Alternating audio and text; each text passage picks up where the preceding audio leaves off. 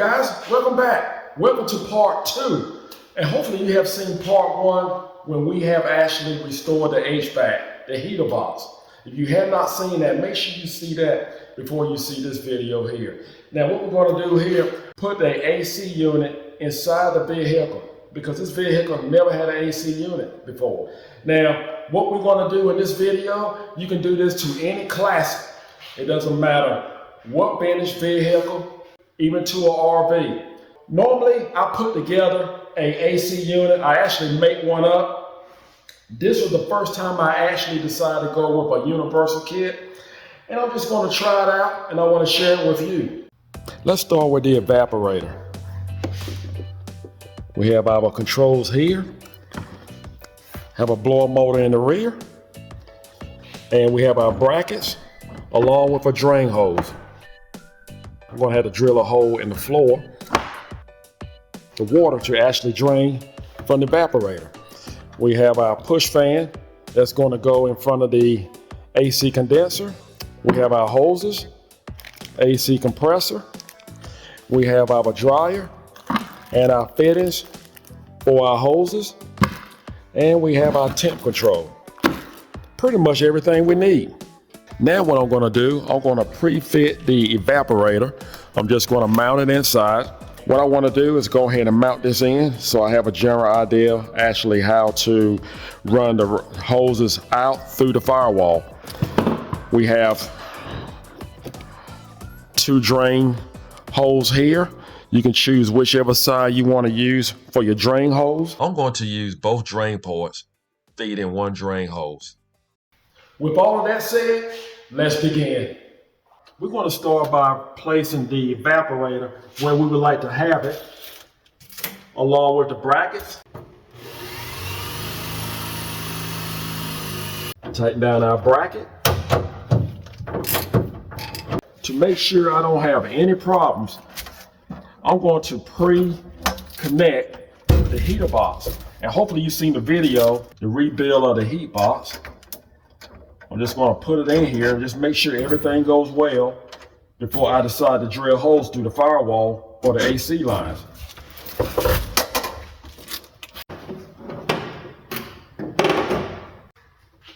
Now that we temporarily have our heat unit mounted in, now we can see which way we are actually going with our evaporator. Next, what I'm going to do, I want to fabricate a bracket to support the back end of the evaporator to make sure that it is properly supported.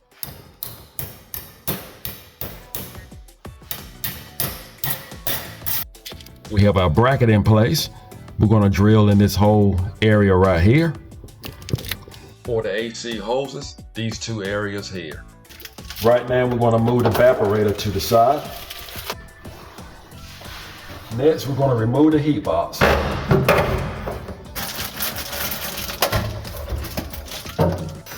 Drill a hole for the rear support bracket.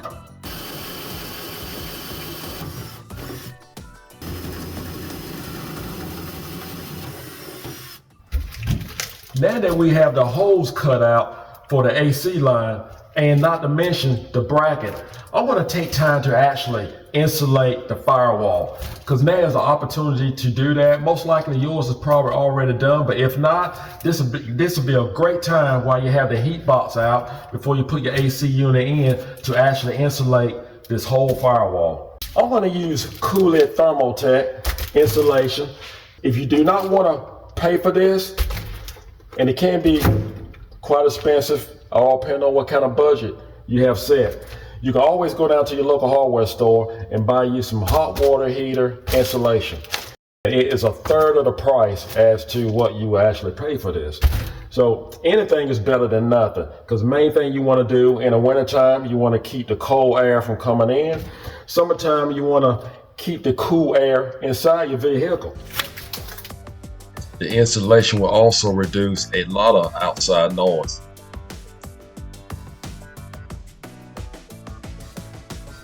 Let's not forget to cut out your hose. We finally have our insulation in place. I think it looks pretty good. The main thing you want to do is make sure you cover as much of the firewall as possible. Now we are ready to actually install our heat unit. Now, before you do that, you want to make sure that you have a good inlet duct to actually go on top of your heater. So I went ahead and ordered a new one because chances are this section here is just going to be dry rotted and it's not going to be anything much left of the original one. Here's the part number in case you are interested in getting this part. And I went ahead and ordered a gasket to mount right here on top, that it will be between the heat unit and the cowl right up here. And what it's going to do is quite easy to install. Once we have it mounted up on the cowl, that way we can have a complete seal unit.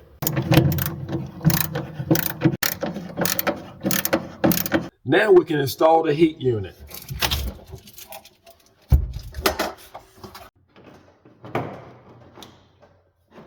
Next, you want to lock down your air inlet dust. Now we'll tighten down our heat unit.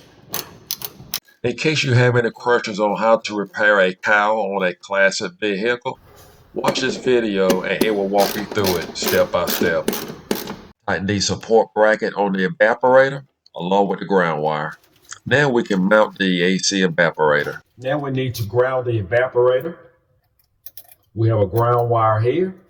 I'll use a 1/4-inch bolt. We'll put the bolt through the bracket. Now we can install a nut on the other side of the tunnel and tighten down our ground bolt along with our bracket. Drill a hole in the tunnel for the drain hole. Now we have the vehicle taken care of. We have the heater box placed back in, and we also have the evaporator, and it's also grounded and properly mounted. That's what you want. It's time for the compressor. I want to apologize in advance because as you can see, the engine is not in the vehicle. So I'm basically just going to show you what all it takes to add on a AC unit to any vehicle that you have. And hopefully this video will actually help you along or encourage you to do so. So the next step we're going to do, we're going to mount the compressor onto the engine. First thing we're going to do, I took time to remove the clutch fan because I decided to use an electric fan with the radiator, aluminum radiator. I went ahead and removed a couple of bolts off the water pump in order to place on a bracket for the AC compressor. Now, there are all sorts of brackets to use. I do want to say, be mindful what bracket you decide to use, because if you plan on having power steering, you definitely want to be mindful what type of bracket you're going to use.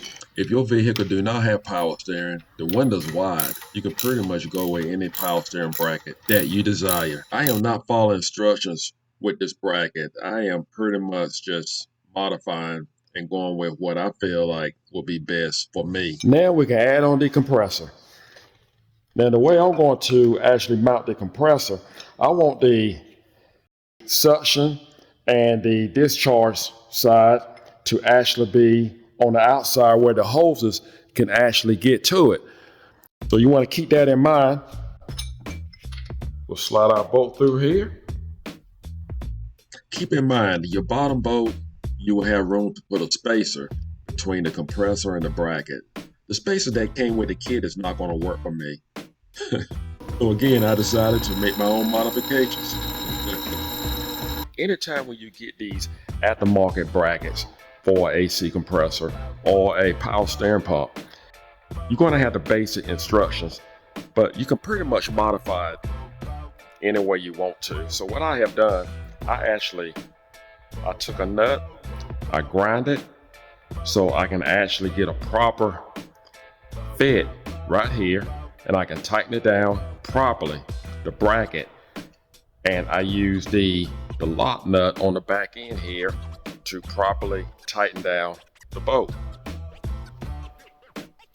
Now I'm going to connect the adjuster. Again, I am not going by the instructions. I am the type, when I put something together, I like to have a peace of mind of having no mechanical failures. I want to leave the adjuster loose on the other end. Now I'm going to use a Daco 17510 belt. In your case, it may be a different size belt. You may end up purchasing 3 or 4 belts before you actually come to one that you feel comfortable with. We're going to tighten down our adjuster. I prefer to add a lock washer and a nut on the back end of this bolt. It definitely wouldn't hurt. Now we can adjust the belt. Next step is to lock it down. Tighten down our lower bracket bolt. That looks pretty good to me. Just want to make sure your belt is aligned with both pulleys on your AC compressor, your water pump pulley, and your crankshaft pulley. We are moving right along. We have the AC bracket, AC compressor connected to the engine. Next, what we're going to do, we're going to go over to the vehicle. We're going to install the AC condenser. What you want to do when you install your AC condenser, you want to make sure you have enough room because we're going to put a push fan in front of that AC condenser. We're going to go with a 4-core aluminum radiator with an electric fan. You want to make sure that your vehicle stay as cool as possible, especially when you approach a stoplight and you sit there for a long period of time. The last thing you want to see is your temperature gauge increase while you're trying to stay cool. I am installing a 4-core radiator, and this is something that you may not need or may need to do. If you have any doubts about your radiator, now's the time to actually upgrade it because it's going to be very important while you run your AC unit to keep your engine cool. Now's the time to focus on mounting the condenser. Most likely you will have to make brackets for the condenser. The main thing you want to make sure that you have room between the condenser and your hub bracket for your AC push fan. We're going to put the brackets in place, the AC condenser. In case that you see that you need more room for your push fan, you can always use spacers to move your radiator forward. I removed the radiator from the vehicle to make the radiator, the AC condenser, and the push fan all one unit. I am using straps to take time to lock down the push fan. I ran the other 3 straps through the frame. This one here I'm going to have to run through the core. That's no problem. As for me, I'm going to mount the radiator, AC condenser, and push fan back in the vehicle as one unit. In case you are restoring a pickup truck or you happen to be adding AC unit onto a truck, you may want to be concerned about having room for a transmission external cooler. As for me, I'm going to use the external radiator cooler on the transmission. That's going to work great for me. I need for the transmission to warm up as quick as possible in cold weather. Now I'm at the point I need to create an area where the hoses can connect to the AC condenser. I have decided to drill a hole here and here. At this time, I'm going to remove the cooling unit from any possibility of being damaged.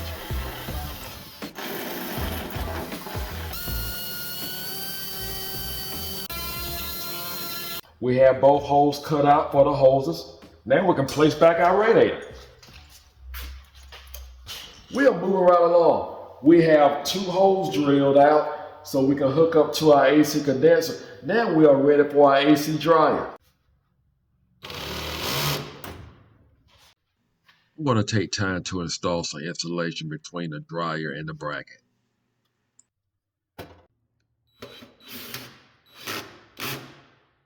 I have the dryer at a good clear location and it should be out of the way of everything else. I like to have the dryer in a position where I can actually have a good view of the sight glass. Now back in the day, the sight glass was very important, especially for people who were not using gauges, because instead of using the gauges, you can use the sight glass.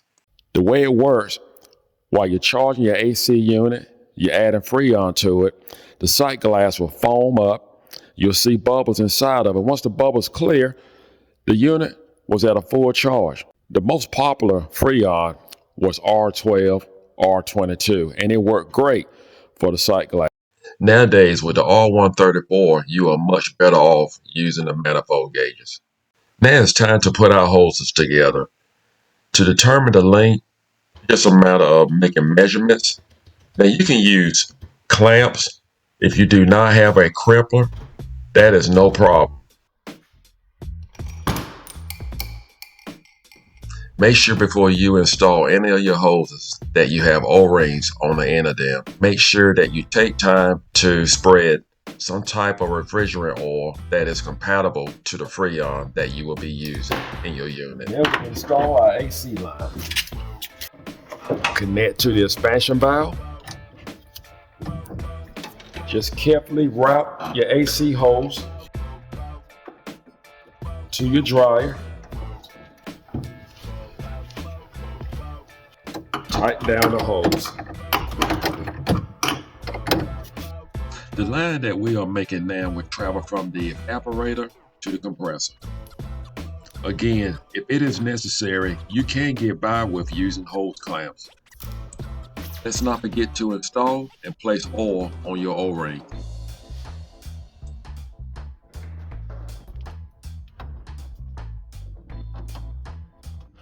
Make sure all hoses are properly tightened. We are moving right along. We have the evaporator, we have the hoses connected. We're looking pretty good. Now we can concentrate on the condenser. We're going to work on the hose, make the hose from the dryer to the condenser, and after that, we are going to make the hose that connect to the condenser to the compressor. I will say with a universal kit, you will find yourself making a trip or two to your local AC store. You may have to buy additional hoses, also additional fittings to make sure your system works properly. Last but least, we have one more line to make from the condenser to the compressor.